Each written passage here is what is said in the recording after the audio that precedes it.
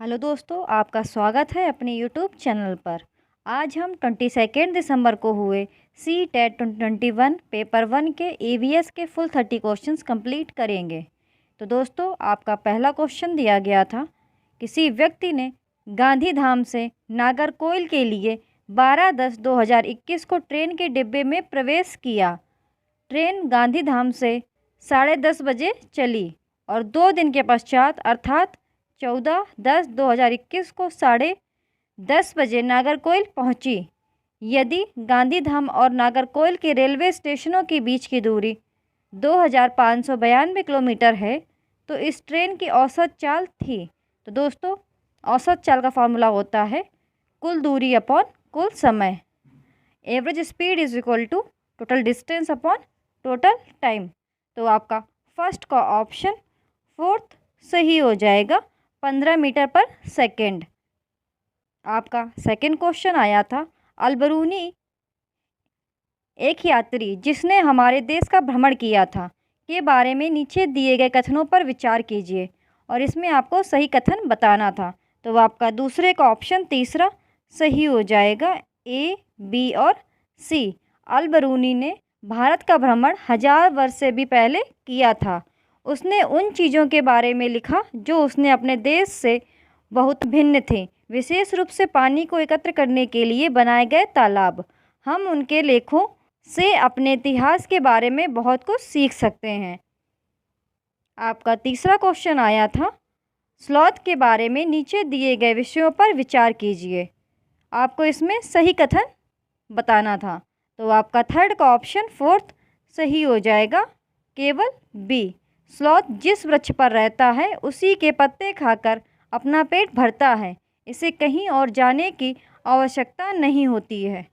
दोस्तों, अगर आपको ये वीडियोस अच्छे लगते हैं, चैनल को सब्सक्राइब ज़रूर कीजिएगा, वीडियो को लाइक भी कर दीजिएगा और आप ऐसे ही वीडियोस देखना चाहते हैं तो आप चैनल को विज़िट करें, क्योंकि इस चैनल पर ऑलरेडी सी टेट पेपर 1 और पेपर 2 के बहुत सारी शिफ्टों के सॉल्यूशंस ऑलरेडी प्रोवाइड कर दिए हैं। तो आप चैनल को विज़िट कीजिए और सभी शिफ्टों के सॉल्यूशन देख लीजिए। आपका फोर्थ क्वेश्चन आया था, घटपर्णी पादप जो कीट और मेढक तक को फंसा कर खा सकता है, हमारे देश के एक पूर्वी राज्य में भी पाया जाता है। इस राज्य का नाम है। तो आपका फोर्थ का ऑप्शन फर्स्ट करेक्ट हो जाएगा, मेघालय। आपका फिफ्थ क्वेश्चन आया था, EVS के लिए रचनात्मक आकलन है। तो आपका फिफ्थ का ऑप्शन दूसरा सही हो जाएगा, केवल A और C। अधिगम के लिए आकलन, अधिगम के रूप में आकलन। आपका सिक्स्थ क्वेश्चन आया था, ऋषि चीज़ें हम जो बनाते हैं और करते हैं, पढ़ाने की योजना बना रहा है, वह रेशम कैसे बनता है, इस पर चर्चा करना चाहता है। इसके लिए निम्नलिखित में से सबसे उपयुक्त युक्ति कौन सी होगी। तो आपका सिक्स्थ का ऑप्शन तीसरा करेक्ट हो जाएगा, रेशम पालन क्षेत्र भ्रमण। आपका सेवेंथ क्वेश्चन आया था, निम्नलिखित में से कौन सा साधन EVS में रचनात्मक आकलन के लिए उपयोग किया जा सकता है। तो आपका सेवेंथ का ऑप्शन फोर्थ करेक्ट हो जाएगा, उपाख्यानात्मक अभिलेख। आपका एट्थ क्वेश्चन पूछा गया था, श्याम ने ऑनलाइन कक्षा के दौरान अपने अध्यापक को बताया कि कोविड लॉकडाउन के दौरान उसके पापा ने उसको पड़ोस के गरीब बच्चों को भोजन खिलाने के लिए कहा। श्याम का यह व्यवहार निम्नलिखित में से सहशैक्षिक पक्ष का आकलन करने वाले किस उपकरण में दर्ज किया जाएगा। तो आपका एट्थ का ऑप्शन फोर्थ करेक्ट हो जाएगा, उपाख्यानात्मक अभिलेख। आपका नाइन्थ क्वेश्चन पूछा गया था, 3 पक्षियों का वह समूह जिसका प्रत्येक सदस्य वस्तुओं को हमारी तुलना में 4 गुना अधिक दूरी से स्पष्ट देख सकता है। जो वस्तु हमें 2 मीटर की दूरी से दिखाई देती है उसे ही ये पक्षी 8 मीटर दूरी से देख लेते हैं, कौन सा है। तो आपका नाइन्थ का ऑप्शन फोर्थ करेक्ट हो जाएगा, बाज, चील और गिद्ध। आपका 10th क्वेश्चन पूछा गया था, नीचे दिए गए व्यक्तियों में से सबसे पहले मच्छर के पेट में झांका और यह सिद्ध किया कि मच्छर मलेरिया फैलाते हैं। आगे चलकर उसे उसकी खोज के लिए नोबेल पुरस्कार से सम्मानित किया गया। तो आपका 10th का ऑप्शन फोर्थ सही हो जाएगा, रोनाल्ड रॉस। आपका 11th क्वेश्चन पूछा गया था, अंडमान के द्वीपों में सुनामी किस वर्ष में आई थी? तो आपका 11th का ऑप्शन 4th करेक्ट हो जाएगा, 2004। दोस्तों, अगर आपको ये वीडियोस अच्छे लगते हैं, चैनल को सब्सक्राइब जरूर कीजिएगा, वीडियो को लाइक भी कर दिया करें, और आपको इस यूट्यूब चैनल पर ऐसे वीडियोस मिलते रहेंगे, आप चैनल को सब्सक्राइब जरूर कर लीजिए। आपका 12th क्वेश्चन पूछा गया था, कक्षा पहली एवं दूसरी के लिए पर्यावरण अध्ययन की कोई पाठ्यपुस्तक नहीं है, ऐसा इसलिए है क्योंकि। तो आपका 12th का ऑप्शन दूसरा सही हो जाएगा। पर्यावरणीय घटकों को भाषा और गणित के साथ समाहित किया गया है। आपका 13th क्वेश्चन पूछा गया था, पर्यावरण अध्ययन के शिक्षक को करना चाहिए। तो आपका 13th का ऑप्शन पहला करेक्ट हो जाएगा, पाठचर्या का निर्माण। आपका 15th क्वेश्चन पूछा गया था, पर्यावरण अध्ययन में प्रकरण के स्थान पर उपविषय गत उपागम को स्वीकार किया गया है, क्योंकि। तो आपका 15th का ऑप्शन तीसरा सही हो जाएगा, ए, बी एंड डी। यह संयुक्त और परस्पर संबंधित समझ को सक्षम बनाता है। यह शिक्षण और समझाने को आसान बनाता है। यह विद्यार्थियों को उनके अनुभवों से सीखने में सक्षम बनाता है। आपका 16th क्वेश्चन पूछा गया था, पर्यावरण अध्ययन की प्रकृति है। तो आपका 16th का ऑप्शन दूसरा सही हो जाएगा, संज्ञा एवं क्रिया दोनों। आपका 17th क्वेश्चन पूछा गया था, मिर्ची हमारे देश के लगभग हर हिस्से में उपयोग होने वाला एक महत्वपूर्ण मसाला है। इस मसाले को व्यापारी हमारे देश में कहाँ से लाए थे? तो आपका 17th का ऑप्शन 4th करेक्ट हो जाएगा, दक्षिण अमेरिका। आपका 18th क्वेश्चन पूछा गया था, विलियम एक शिक्षक अपनी कक्षा के लिए पक्षी अवलोकन क्लब की स्थापना करना चाहता है। उसे इस क्लब का नेता किसे बनाना चाहिए? तो आपका 18th का ऑप्शन 4th करेक्ट हो जाएगा, छोटे छोटे समूह बनाकर उन्हें नेता चुनने के लिए कहना चाहिए। आपका 19th क्वेश्चन पूछा गया था, रमेश कक्षा 5 में जंतुओं को पढ़ाने के लिए नाटक का उपयोग करना चाहता है, उसे क्या करना चाहिए? तो आपका 19th का ऑप्शन तीसरा करेक्ट हो जाएगा, विद्यार्थियों से नाटक लिखने और अभिनय करने को कहें। आपका 20th क्वेश्चन पूछा गया था, भोजन पाठ पर चर्चा करते हुए गुरप्रीत विद्यार्थियों से प्रश्न करती है कि आपके परिवार में सबसे बाद में भोजन कौन करता है, सब्जियां कौन खरीदता है, आपके परिवार में खाना कौन बनाता है? वह ईवीएस के निम्नलिखित में से किस मुद्दे पर चर्चा करने का प्रयास कर रही है? तो आपका 20th का ऑप्शन दूसरा सही हो जाएगा, केवल सी और डी। परिवार के सदस्यों की भोजन पकाने में भूमिका, परिवार में जेंडर भूमिका को चुनौती। आपका 21st क्वेश्चन पूछा गया था, भारी वर्षा वाले क्षेत्रों जैसे आसाम में रहने वाले ग्रामीणों को अपने घर किस प्रकार के बनाने चाहिए? तो आपका 21st का ऑप्शन दूसरा सही हो जाएगा, बांस के खंभों पर ढालू छत वाले घर। आपका 22nd क्वेश्चन पूछा गया था, अपनी अगली कक्षा में प्रदूषण पढ़ाने के लिए योजना बनाते समय निवेदिता पाती है कि ग्रामीण पृष्ठभूमि के विद्यार्थियों ने प्रदूषण शब्द नहीं सुना है और इसलिए उन्हें इसे समझने में कठिनाई होगी। निवेदिता को इस संप्रत्यय की शुरुआत करने के लिए कौन सी विधि का उपयोग करना चाहिए? तो आपका 22nd का ऑप्शन 4th करेक्ट हो जाएगा, केवल बी और डी, विचार मंथन, क्षेत्र भ्रमण। आपका 23rd क्वेश्चन पूछा गया था, गुजरात के निकटवर्ती राज्य हैं। तो आपका 23rd का ऑप्शन 4th करेक्ट हो जाएगा, राजस्थान, महाराष्ट्र और मध्य प्रदेश। आपका 24th क्वेश्चन डायरेक्शन बेस्ड पूछा गया था, आपका घर एक्स पर स्थित है और आपका विद्यालय वाई पर स्थित है। अपने विद्यालय पहुंचने के लिए आप पहले ठीक उत्तर दिशा में 3 किलोमीटर जाते हैं और फिर ठीक पूर्व दिशा में 4 किलोमीटर जाते हैं।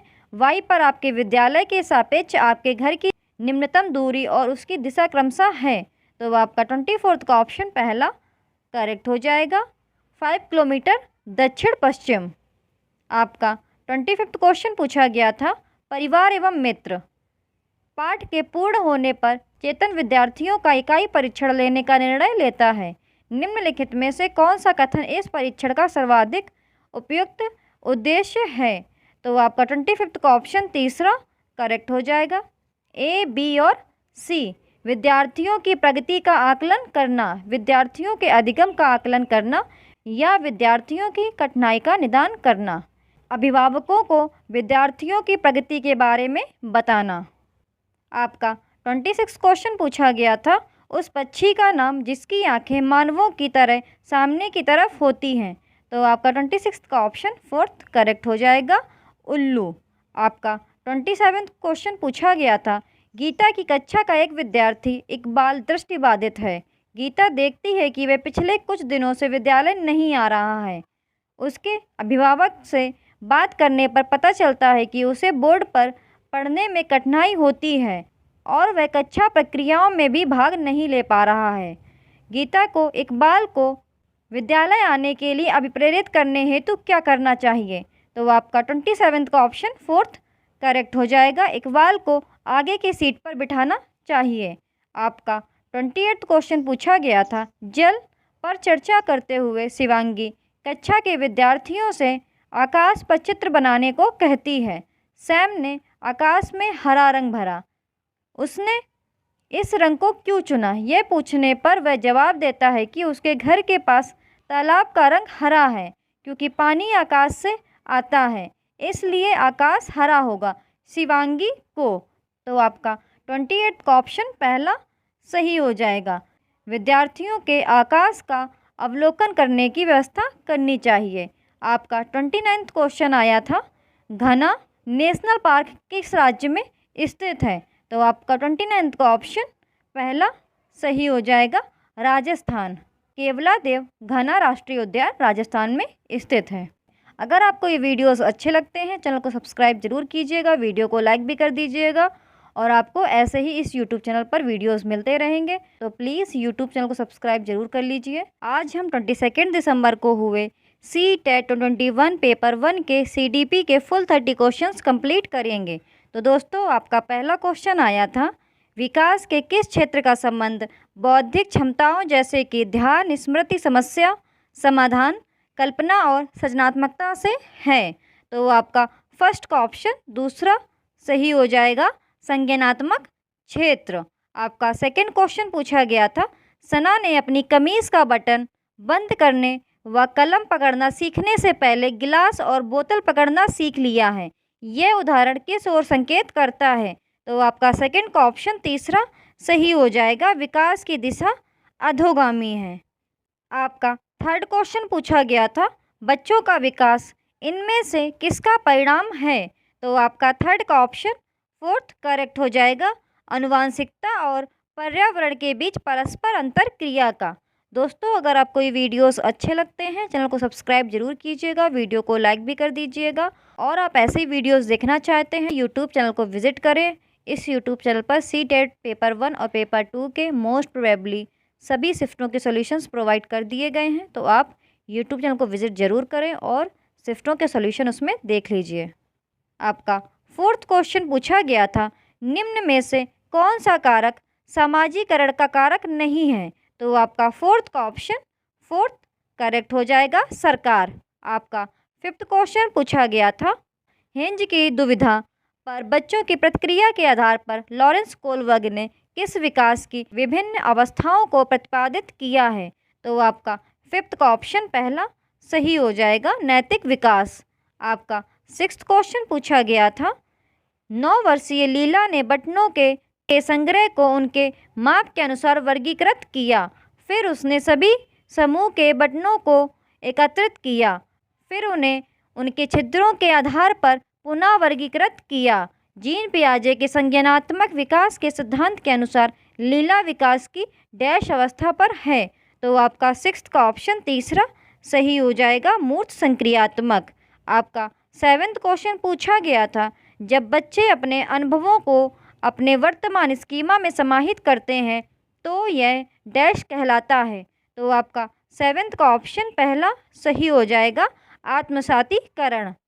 आपका एट्थ क्वेश्चन पूछा गया था, लेव विगोत्स्की के संज्ञानात्मक विकास के सिद्धांत को डैश कहा जाता है, क्योंकि वे तर्क देते हैं कि बच्चों का अधिगम एक संदर्भ में होता है। तो आपका 8th का ऑप्शन तीसरा सही हो जाएगा, सामाजिक सांस्कृतिक। आपका 9th क्वेश्चन पूछा गया था, जब कोई अध्यापिका किसी विद्यार्थी को उसके विकास के निकटस्थ क्षेत्र पर पहुंचाने के लिए सहायता को उसके निष्पादन के वर्तमान स्तर के अनुरूप ढालती है, तो अध्यापिका किस नीति का प्रयोग कर रही है? तो आपका 9th का ऑप्शन तीसरा सही हो जाएगा, पाड़ अर्थात स्कैफोल्डिंग। आपका 10th क्वेश्चन पूछा गया था, एक प्रगतिशील कक्षा में डैश, तो आपका 10th का ऑप्शन दूसरा सही हो जाएगा, छात्र अधिगम में सक्रिय भूमिका निभाते हैं।